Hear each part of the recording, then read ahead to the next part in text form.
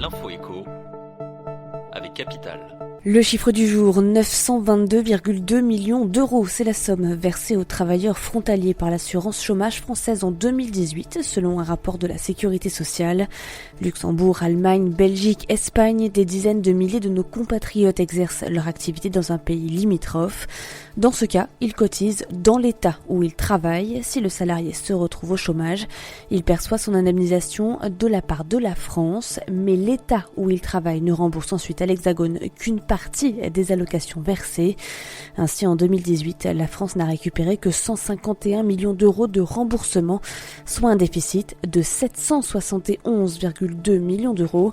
Un manque à gagner qui, hélas pour la France, n'a cessé d'augmenter ces dernières années, rappelle Capital. Le coup de gueule poussé par Bercy et la Banque de France sur les crédits immobiliers semble avoir été entendu par les établissements bancaires. À la fin de l'année dernière, les autorités avaient recommandé aux banques de durcir leurs conditions d'emprunt afin de freiner l'inquiétante progression du nombre de crédits accordés aux particuliers. Le risque majeur étant le surendettement des ménages. Depuis janvier, il est ainsi interdit de prêter sur plus de 25 ans et les investisseurs ne doivent pas consacrer plus d'un tiers de leur revenu net au remboursement du crédit. Résultat, de nombreux ménages voient leur demande d'emprunt rejetée.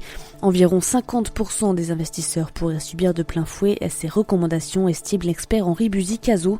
Pour en savoir plus, retrouvez notre article en ligne. L'info pratique Capital, la maison préfabriquée va-t-elle devenir tendance chez les Français? Pour démocratiser ces constructions dont certaines portions sont fabriquées en usine, l'État vient d'en modifier les règles de commercialisation.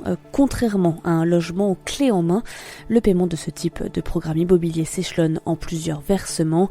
À chaque étape du chantier achevé, l'acheteur paie au promoteur un pourcentage du total du bien.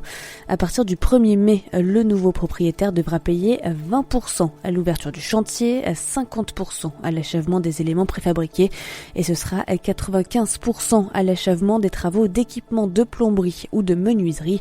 De son côté, le promoteur devra préciser dans le contrat de vente tous les éléments qui auront été fabriqués en usine. On termine avec cette liste publiée par l'ONU. Elle concerne 112 sociétés ayant des activités dans les colonies israéliennes considérées comme illégales par le droit international.